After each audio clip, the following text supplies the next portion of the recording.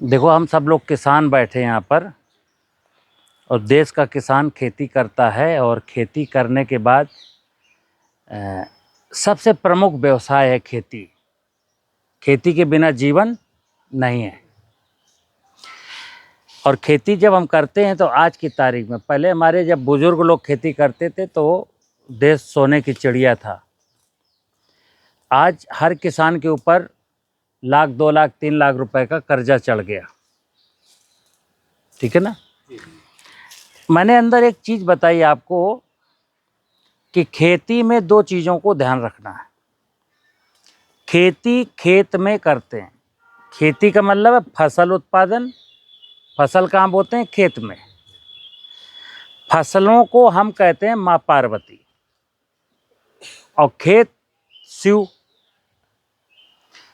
मतलब जमीन शिव है, शिव के ऊपर मैं माँ पार्वती को बोता हूँ। और जब मैं नहीं बोता था तब भी पार्वती उगती थी। जैसे इस बारिश में शिव के ऊपर ढेर सारी पार्वती खड़ी हुई है, नाना प्रकार की वनस्पतियां खड़ी हुई हैं। आपने बोई क्या? अपने आप बुब गई। ये हर बारिश में नाना प्रकार की घासें अपने आप क्यों जम जाती हैं? क्यों जमती हैं? क्योंकि एक ईश्वरीय विधान है कि धरती पर रहने वाले जितने भी जीव हैं, माता पार्वती और शिव, एक को मैं कहता हूँ, शिव को कहता हूँ आदि पिता सदाशिव, और वनस्पतियों को कहता हूँ आदि शक्ति माँ दुर्गा। वेदों के अनुसार सबसे ज़्यादा पूजा, सबसे ज़्यादा मनुष्य को जो चिंतित होना चाहिए 2 विषयों पर कि मेरा आदि पिता सदाशिव कौन है और आदि शक्ति माँ दुर्गा कौन है।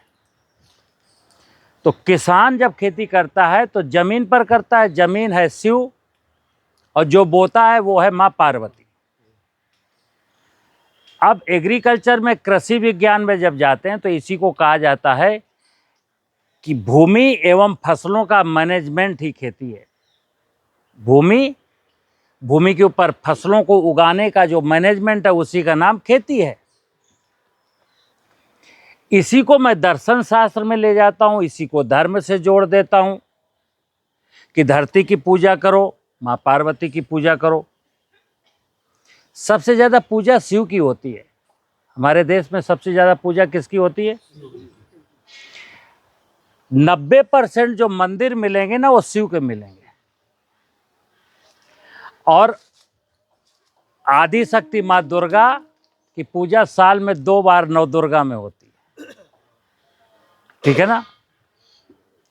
तो समझना बात को कि मेरे जीवन का संपूर्ण खुशियां आदि पिता शिव यानी धरती और आदि शक्ति माँ यानी वनस्पतियों पर निर्भर है।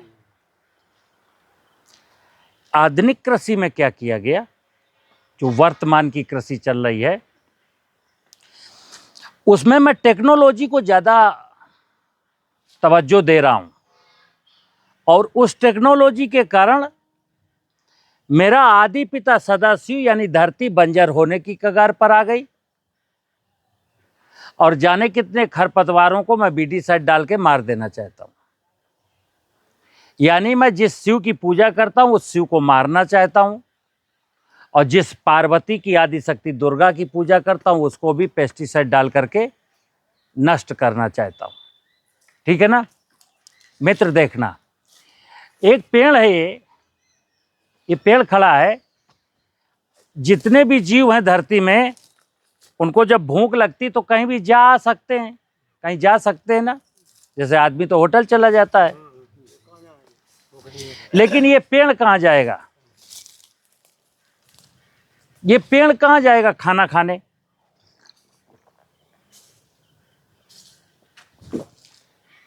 तो पेड़ का खाना वहीं है जहां उसकी जड़ें हैं। जमीन के नीचे पौधे की जड़ है, और जमीन के नीचे से क्या लाता है, वो क्या खाता है? वो जीवांश खाता है, मरे हुए जीवों का अंश। वेद में कहा गया है जीवे जीव आहार, जीव ही जीव का भोजन है। एक तो जीव जो हमको आंखों से दिखते हैं, वो सब जीव किस पर जिंदा है? वनस्पतियों पर। हम लोग किसी भी वनस्पति को उखाड़ करके, नोच करके, काट करके खा लेते हैं। माँ दुर्गा कभी नाराज होती है? कभी नहीं। माँ ने कहा है बेटा तुम खाओ, तुम्हारे लिए ही तो मैंने ये सब किया है। लेकिन शर्त क्या है कि तुमको जो अच्छा लगता है वो उगाओ, और हमारे उगने के लिए, हमको परवरिश के लिए धरती को मजबूत बनाए रखना, क्योंकि मैं कहीं जा नहीं सकती। ठीक है ना? तो मैंने अंदर आपको एक उदाहरण दिया कि जंगलों में ह्यूमस की मात्रा 2 से 2.5%, 3% तक है, और हमारी जहां हम खेती करते हैं उसमें ह्यूमस की मात्रा कितनी है? 0.3%। तो मैंने बोला शिव को हम अनादिकाल से विष चढ़ाते आए हैं। ये धरती शिव है, और समुद्र मंथन में शिव ने विष पिया था। अब वो कथा कहानियों तक सीमित है, मैं समझ ही नहीं पाया शिव ने कौन सा विष पिया था। तो शिवलिंग में केवल धतूरा। मित्र, ये धरती जिस पर खेती करते हैं वो शिव है, उसको विष की जरूरत है। और कौन सा विष? जो आपके लिए विष हो। आपका अपना मलमूत्र, पशुओं का मलमूत्र, फसलों के अवशेष, सड़े गले पदार्थ, ये सब क्या है? विष है। धरती शिव कहता है कि बेटा ये सब हमको वापस ले आ, क्योंकि यहां फिर तुमको चना बोना है, फिर तुमको सरसों बोना है, फिर तुमको सब्जी लगानी है। तो जो माँ पार्वती जो सब्जी लगाओगे, जो फल लगाओगे, जो अनाज बोगे, उसका कारोबार, उसको भोजन कहाँ से मिलेगा? उसका भोजन मैं दूंगा, मेरी इंडस्ट्री से मिलता है, मैं जीवांश बनाता हूं। मेरे अंदर कार्बन होना चाहिए, और कार्बन को खाने के लिए मेरे अंदर सूक्ष्म जीव होने चाहिए। मेरे गण, धरती के गण माँ पार्वती के लिए भोजन तैयार करते हैं। और हमने क्या किया? धरती में न कार्बन दिया, और उनके गणों को और मार डाला। आज की तारीख में क्या है? कोई भी किसान, वो तो मजबूरी में, कुछ लोगों के पास गैया भैंसिया है तो वो सड़क का ढेर हटाने के लिए खेत में फेंक आते हैं। भाव अच्छा नहीं है, भाव अच्छा। अब चूंकि वो ढेर भर गया है, गांव में मोहल्ले वाले भी कहते हैं यार क्या कर रहे हो, इसको हटा लेते तो ज़्यादा अच्छा होता, पूरी सड़क खराब हो रही तुम्हारी वजह से। तो मैं मारे शर्म के वो फेंक आता हूँ। अगर आपका गोबर की खाद कोई और उठा ले जाए तो आप खुश हो जाओगे कि चलो हमको नहीं उठाना पड़ा। यानी आपके पास 5 बीघा 5 एकड़ जमीन है, उसमें आप कार्बन देना नहीं चाहते हो, शिव को विष देना नहीं चाहते हो। दूसरा, शिव में तुम दीमक को मारने के लिए, व्हाइट ग्रब को मारने के लिए, निमेटोड्स को मारने के लिए नाना प्रकार के इतने खतरनाक इंसेक्टिसाइड डालते हो, जिसके कारण शिव के गण, जो धरती पर रहने वाले गण थे, वो सब नष्ट हो गए।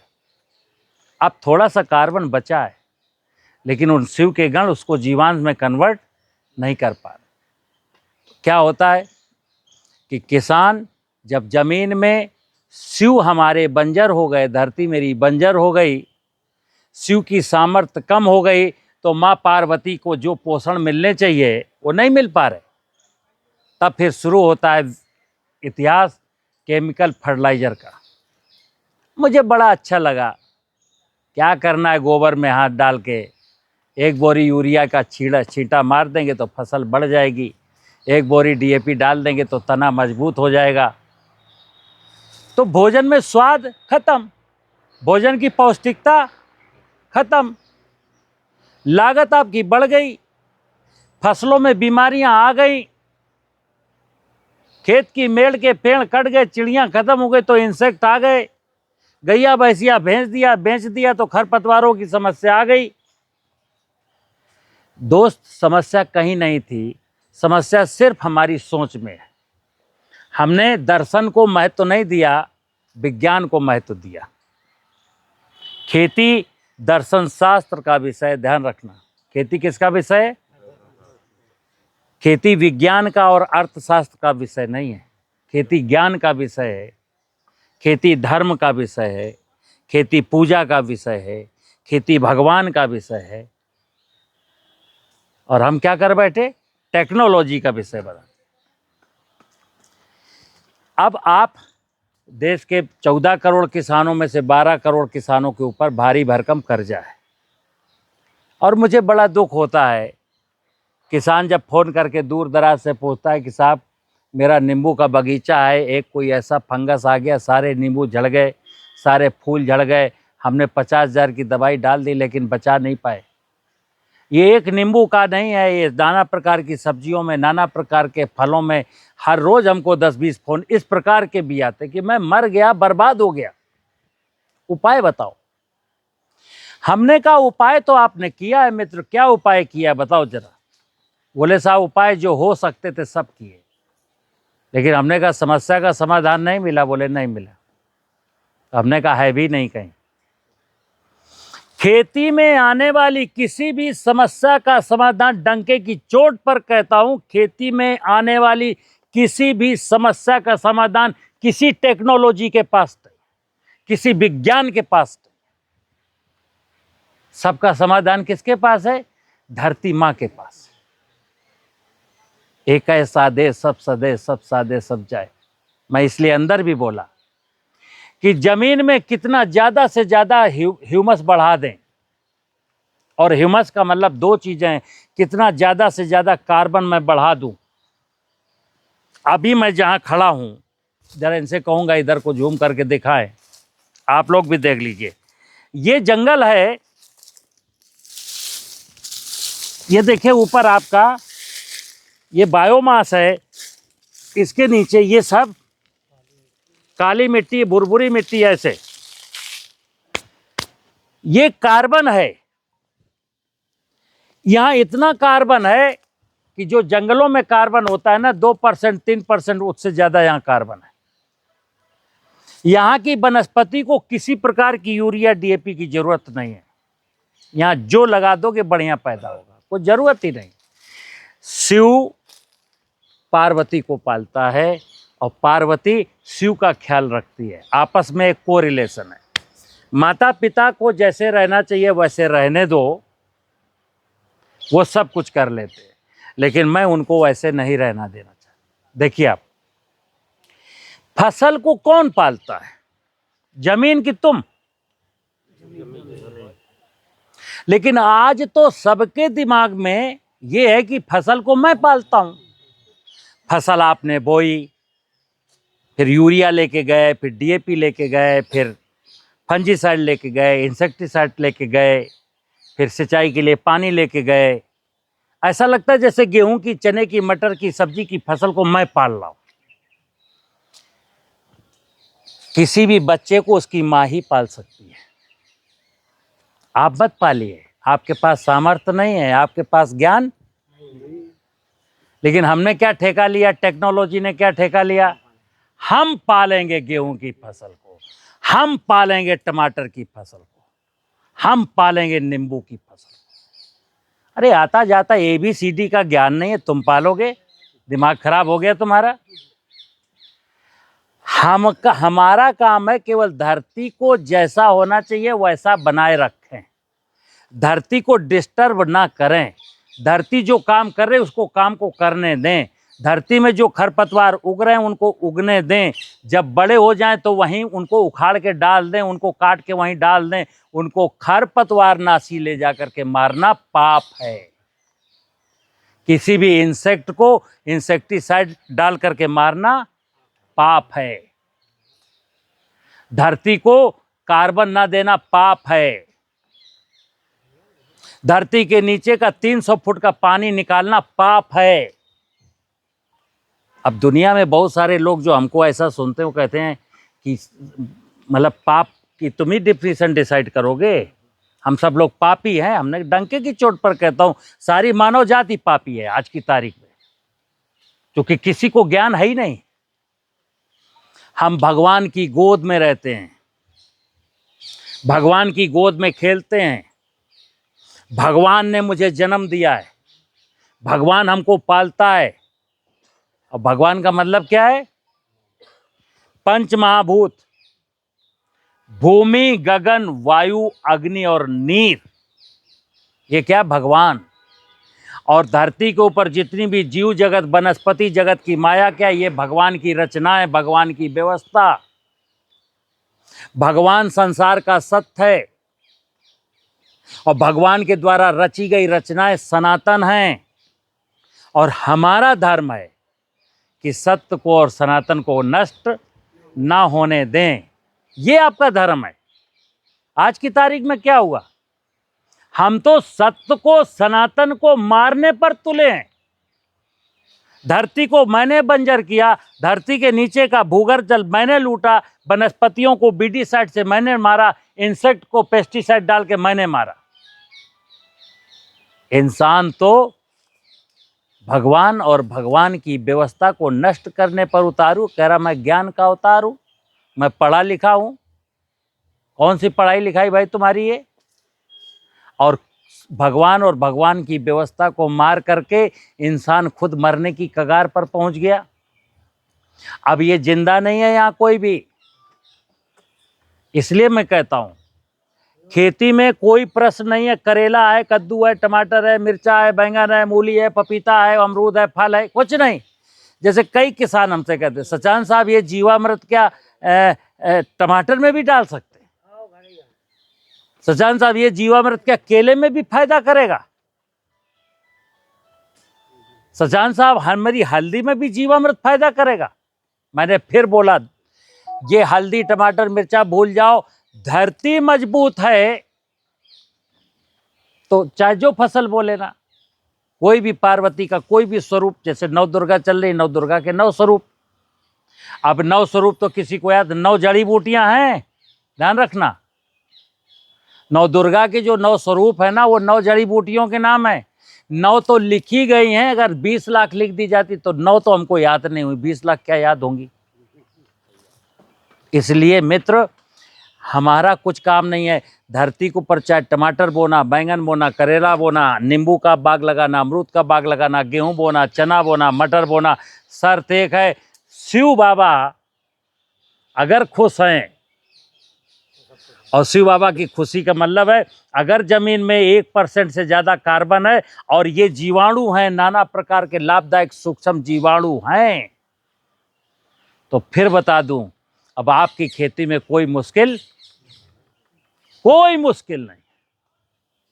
सब समस्याएं अपने आप खत्म। और अगर जमीन में कार्बन नहीं है, अगर जमीन में माइक्रो ऑर्गेनिज्म नहीं है, तो फिर बता दूं, दुनिया में आपकी किसी भी समस्या का दुनिया में किसी सुरमा भोपाली के पास कोई इलाज भी नहीं।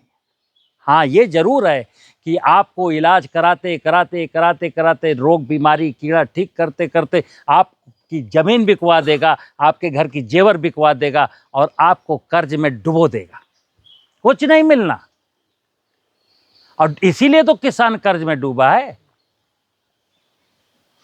खेती में केवल आपकी जमीन और आपका मैनेजमेंट यानी क्या बोना है, हमें अपनी जमीन में क्या बोना है, मैं, मेरी फसल और मेरी जमीन। तीसरे आदमी की एंट्री क्यों कराते उसमें? तीसरा आदमी जहां भी जाएगा ना, हिस्सेदारी के लिए जाएगा। कोई भी हो, चाहे फर्टिलाइजर की कंपनियां, वो भी हिस्सेदारी के लिए घुस गईं। पेस्टिसाइड की कंपनियां, वो भी हिस्सेदारी के लिए घुस गईं। बोरिंग वाली कंपनियां, वो भी हिस्सेदारी के लिए घुस गईं। कृषि यंत्र भी आपकी हिस्सेदारी बटाने लगा। सब तो आपने कमाया, जो बाजार में दे दिया। अब आपके पास क्या बचा? और जबकि हमें बाजार में कुछ देना ही नहीं था।